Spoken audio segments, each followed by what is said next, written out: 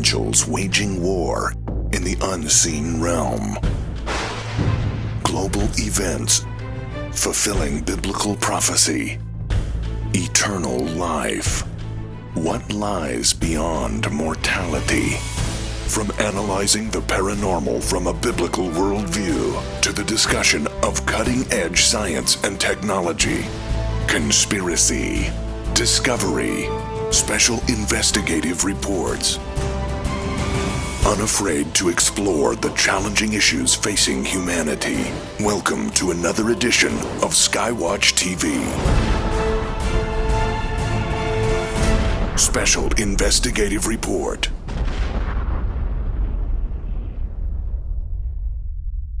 For generations, we've depended on science to enhance our lives here on planet Earth, but now the science that we've depended on is fundamentally transforming our world and even what it means to be human. Welcome to SkyWatch TV. I'm Derek Gilbert. This is the first of a series that we're calling Genetic Armageddon, as science rewrites the genetic code, not just of humanity, but of the creatures that the Lord has entrusted to us as stewards of His creation. In the coming weeks, you'll hear from experts such as holistic veterinarian Dr. Gene Hovey, talking about how the food that we are feeding our pets is actually rewriting their DNA.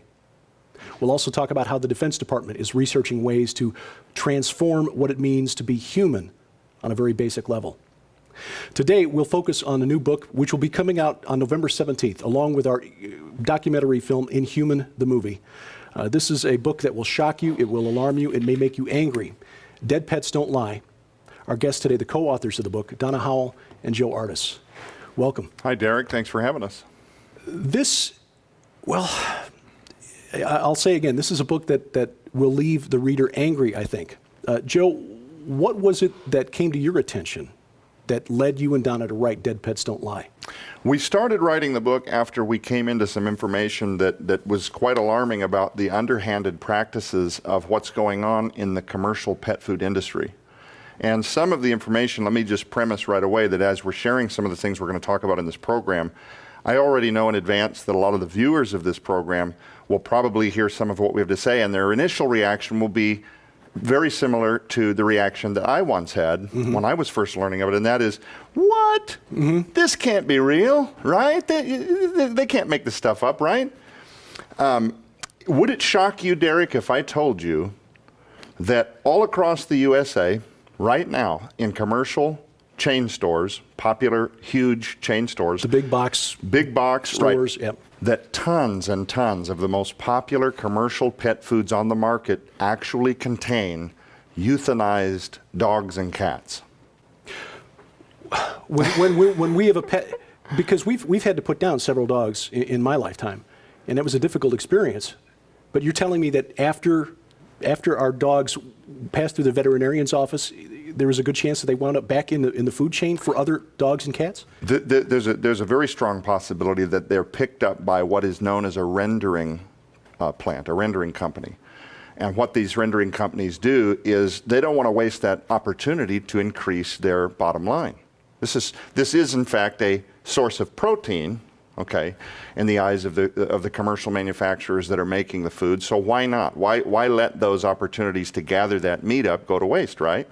Well, now they're relying, of course, on the fact that they've got these big television campaigns and so forth, and people have this assumption that some or many factions within the government, that there are these benevolent arms of the government that is regulating this, which again is why this whole idea sounds preposterous when you hear it up front.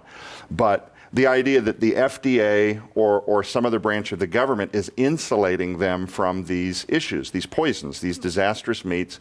And of course, many people don't know this, but the chemical pentobarbital that's used when you euthanize a cat or a dog remains in the meat through the rendering process. It survives the rendering process. It survives the rendering process, that's right. And I've got something, we during our investigation, the investigation that Donna, Howell, and I did over the last couple of years as we were compiling the information for the book, Dead Pets Don't Lie, we were able to retrieve documents from the FDA directly.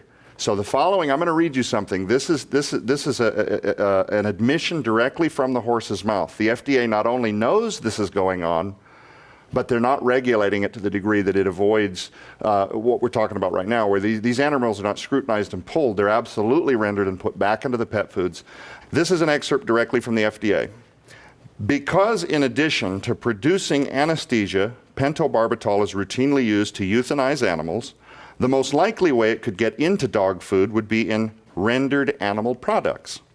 Rendered products come from a process that converts animal tissues to feed ingredients.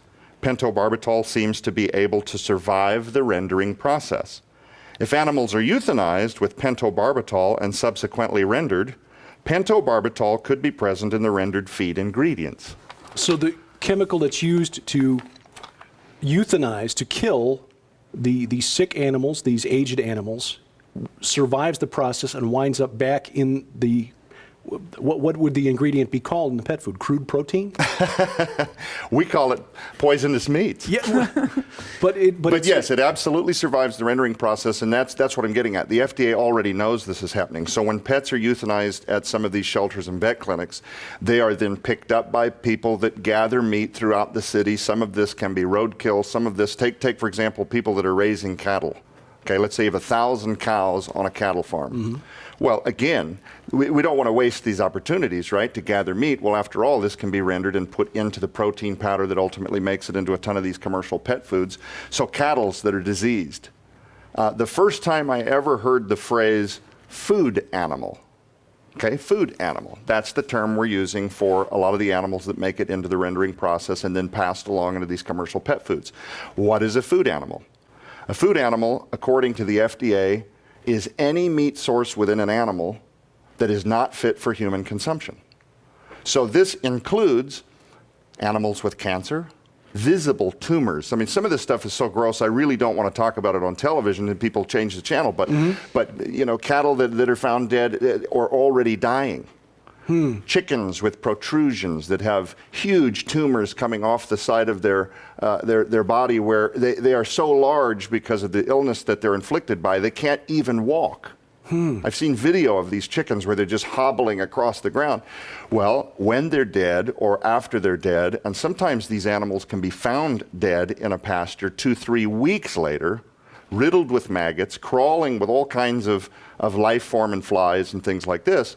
Those are picked up by people that take all of this, the euthanized pets, the unfit for human consumption animals that are coming from farms and various places. All of them are bottlenecked to a rendering company where up a conveyor belt they go into basically a mulcher, and they're ground up into what is called a protein powder, and that powder is then sold to tons. I mean, I think it would really shock people if they knew the number of popular these people have TV ads constantly promoting the health and the wellness of their commercial pet foods, and these animals are ending up all in the same vat and then sold to unsuspecting consumers who again believe that there is some benevolent insulator out there within the government that is regulating this food and keeping the world of pet food safe for them, and they don't have to do any of the thinking. Go ahead. It sounds like what he is saying is so sensational that it can't hardly be believed. Yes. The Discovery Channel did what was called the animal rendering business or something like that, where Mike Rowe, the host of Dirty Jobs, went with the Discovery Channel and actually filmed the entire rendering process at a plant. The cow that they had picked up at the beginning of the episode had been dead for at least 4 days, they said. It was, like Joe said, covered in maggots. By the time this clearly diseased meat had been taken, they discussed how it was going from point A to point Z, which is the protein powder that's carried from the plant to wherever it goes. And they admitted in that episode that it is being sold to the highest bidder. They don't care where it goes and what it's used for. But the one thing that Joe didn't mention that I think is also crucial to the rendering process is the denaturing that happens. Close to the end, it's not just the heat process that goes in. And by the way, the rendering process, the pentobarbital does survive it, as well as a lot of other nasty chemicals that are in this big vat of the raw, they call it. But one of the things that they have to do is sanitize it or denature it from some of the other things that could cause immediate harm or death or whatever. And in that, they're adding other chemicals to the process, which would never be allowed in human foods, but what it does for the pet is it makes it so that the person feeding Fido every single day has no idea these denaturing chemicals, a glorified version of bleach, if you will, just to make it simple for the viewers, is actually doing a lot more damage over time, as well as second generation euthanasia, pentobarbital in food over time. And understand the denaturing process changes the shape of the protein in the protein powder, which means that the bodies of our pets don't treat these proteins coming through the same way they would if they were, say, eating a fresh ground beef, for example, or a fresh fish. The protein, after it's been heated and treated, the protein shape changes, which is critical because how the body responds to protein depends on the shape. But also, Derek, because pounds equals dollars. There is no, and again, I realize this is hard for people to accept, but during the rendering process, when these people are creating protein sources and stuff, and by the way, that's when you pick up a bag of commercial pet food and you flip it over and it says meat byproduct, that's what that means. They don't want to identify a specific meat source like chicken or beef. Byproducts means, hey, it's just a big swarm of whatever we were able to get that month from the city, who's picking up dead animals from the streets. This could include roadkill. But also, when a supermarket gets a whole delivery of, let's say, fresh fish or chicken, when those meats at the grocery store go over the expiration, those are often then also picked up by, it's convenient for the grocery stores. Sure. A man will show up, he'll pick up all of those expired meats, and those are also delivered to the pet food rendering companies. And when they're all coming up the conveyor belt before they get mulched, they're not opened. They're not removing the plastic. They're not taking the meat off styrofoam tray. Styrofoam that tray. all gets ground up into the steak. The sticker. The ink on the sticker. Any supermarket rejects. Any supermarket rejects. And everything tied to it. And again, the euthanized pets, the roadkill, a lot of these cats and dogs are still wearing their flea collars. They don't remove the ID tags. And Derek, you know that in a recent interview that we did here at SkyWatchTV, Dr. Hovey said that euthanized pets, chemicals like pentobarbital, might be the least of people's worries. This is disturbing, but this is information that we need. As Christians, you may be wondering why we're focusing on pets. Check Genesis chapter 2.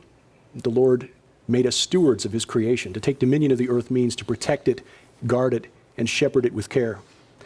That's why we're focusing on this, and we'll talk more with the authors of Dead Pets Don't Lie as Skywatch TV continues right after this. Coming exclusively from Skywatch TV for a very limited time starting November 17th, 2015. When you purchase the new documentary film Inhuman and the companion book Dead Pets Don't Lie from Skywatch TV, you'll receive the largest giveaway in Skywatch TV history. An unprecedented $300 in free books, audio sets, and DVDs to add to your library or to give away as gifts during this holiday season. Included in this limited time giveaway are never before offered free audio sets. Over 30 hours of the most sought after interviews in history with global experts combined on a special 2-disc volume set discussing the unfolding genetic Armageddon now underway and what you need to know to survive the future. Featuring Something Transhumanism This Way Comes, The Coming Replacement Humans, The Days of Noah, The Coming Zombie Apocalypse, Conspiracy Theory, Psychotronic Warfare. Also, for a very limited time, in addition to the never-before-offered free best-selling audio sets, if you order before this special offer expires, you'll also receive the multi-part Skywatch TV special investigative report on Inhuman the documentary and Dead Pets Don't Lie, the award-winning book Forbidden Gates, Pandemonium's Engine, the best-selling DVD by dog behavior expert Joe Ardis, The Natural Dog Training Method. The breakthrough book for pet enthusiasts everywhere, Do Our Pets Go to Heaven? 2 additional mystery books with a $40 value. And if you're one of the first 3,000 customers to place your order during this limited time offer, you will also receive, absolutely free, the groundbreaking WorldNet daily film, The Last Pope, featuring Tom Horn. Place your order beginning November 17th, 2015. Altogether, the never-before-offered free 6 full audio series on a 2-disc volume set plus the 5 free books and 2 additional DVDs total an astounding $300 giveaway to add to your library or to give away as gifts during this holiday season. So it's urgent that beginning November 17th, 2015, you order the new documentary film Inhuman and the companion book Dead Pets Don't Lie for only $39.95 to also receive the largest giveaway in SkyWatch TV history. But please understand this offer will end without notification and is on a first-come, first-served basis starting November 17th. So be sure to visit SkyWatchTV.com to follow the countdown to the greatest giveaway in SkyWatch TV history. Order the new documentary film Inhuman and the companion book Dead Pets Don't Lie for only $39.95 to also receive the largest giveaway in SkyWatch TV history.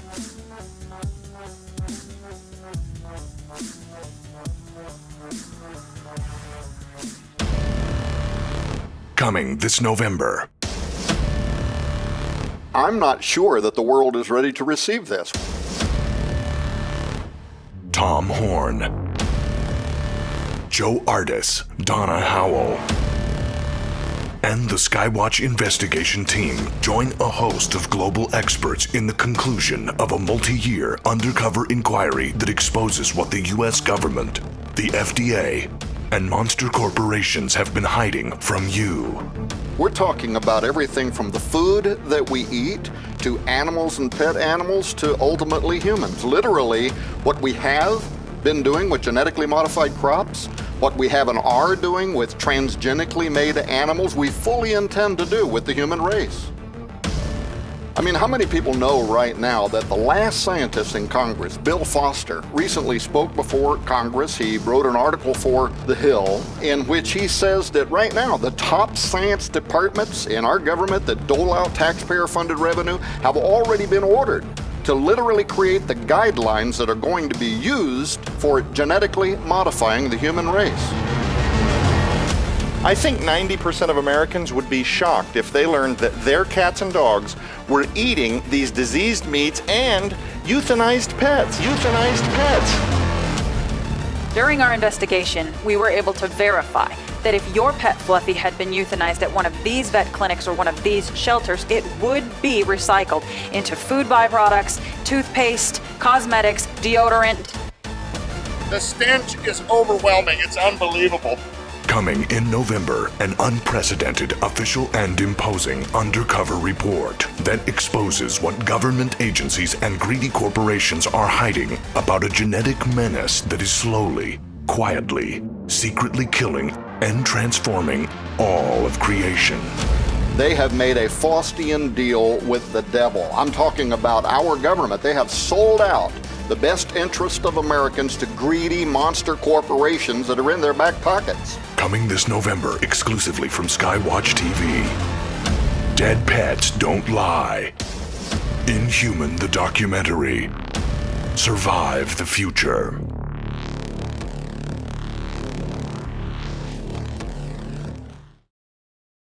Our series Genetic Armageddon continues on SkyWatch TV as we continue looking at the ways science is fundamentally transforming the world around us as we continue our conversation with the co-authors of the new book, Dead Pets Don't Lie, Joe Ardis and Donna Howell.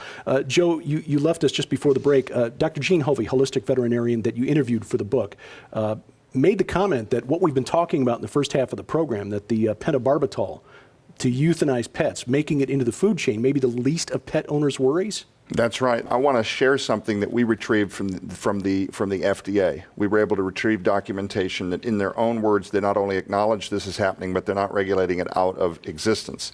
Pentobarbital, the idea that a pet would, because I can see certain pet owners that might feel like, well, you know, if a dog eats a euthanized dog, I mean, wouldn't that happen in the wild? Wouldn't a wolf find another dead wolf or something like that and maybe eat them? But not one that's been poisoned to death. But not one that's been poisoned to death, that's been through the denaturing process where chemicals have bleached the meat, now rendered into with styrofoam trays and dead cattle and maggots and all of these other things.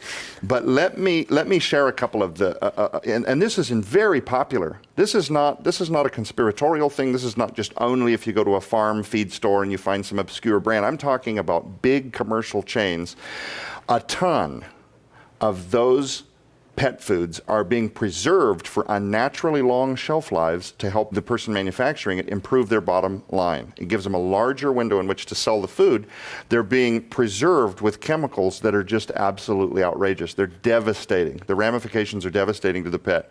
And again, this is directly from some of the resources we were able to pull from the FDA. One chemical, I'm going to give you a couple examples of dozens.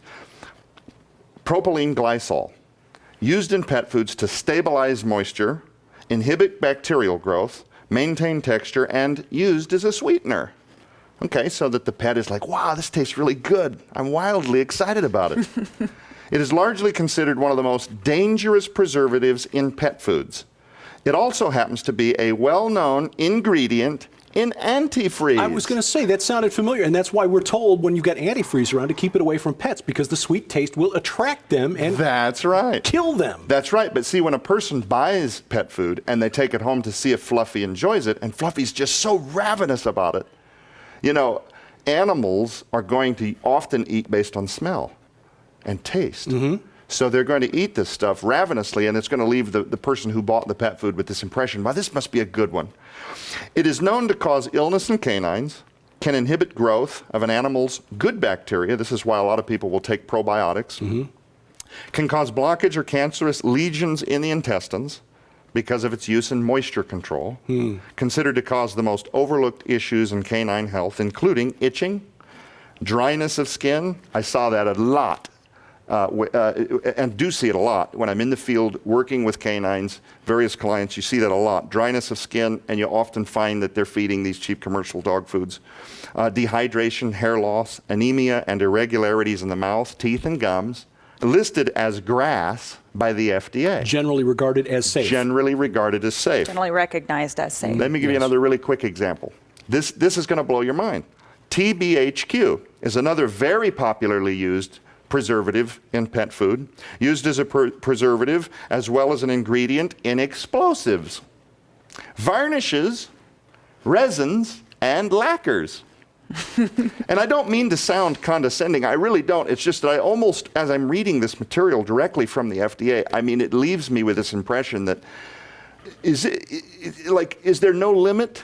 Is there seriously no limit to what they will allow to be used in commercial pet foods? Contains petroleum-derived butane, links to precancerous stomach tumors in labs, can cause damage to your DNA, considered safe by the FDA for use in pet food.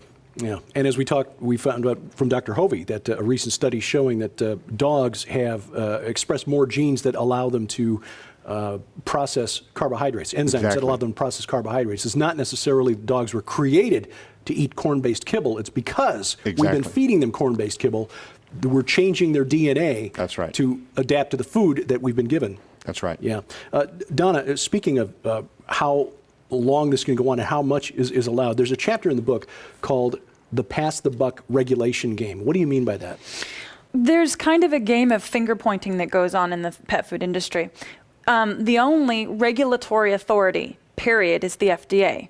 But let's say that, you know, John Smith decides that he wants to start a pet food company. He goes to the FDA and says, what is required? Straight off the FDA website, it's cited several times in the book, there is no pre-market approval necessary. Absolutely no pre-market approval required by the FDA. Really? You can see it on their website. So John Smith says, well, if I don't need anything from the FDA, what are they at least suggesting I follow? The FDA points a finger at both the PFI, the Pet Food Institute, and AFCO. So John Smith goes to these two different websites and says, okay, what is required of me? What do I got to do? The first thing that both AFCO and PFI say at the top of their website is we don't have any regulatory authority. We exist to create really, really high standard suggestion laws. We suggest that you follow these. We really hope you do, because if you follow all of these little laws and policies and regulations as far as, the high standards of pet food, this is going to be your healthiest food. Mm-hmm. So John Smith says, okay, thank you, AFCO, for your suggestion, but if it's not regulated, I'm not going to follow that because I'm John Smith and I'm going to cut corners. Mm-hmm. So forget you, AFCO. What does PFI say? Same exact thing as AFCO. But all the while, FDA is saying, you really need to be following these guys over here. So it's just a finger-pointing game. It continues to go round and around and around. Finally, John Smith says, look, I don't have to follow what AFCO says. I don't have to follow what PFI says. The FDA says that there is not a pre-market approval standard. So there really is no regulation prior to the market, and it isn't until a pet gets hurt that somebody would have to step in and regulate. As in the case some years ago where ingredients coming from China contained melamine and dogs began to die. Yep. With just a couple of minutes left, what do people do? How do we educate ourselves so that we aren't feeding our pets poison?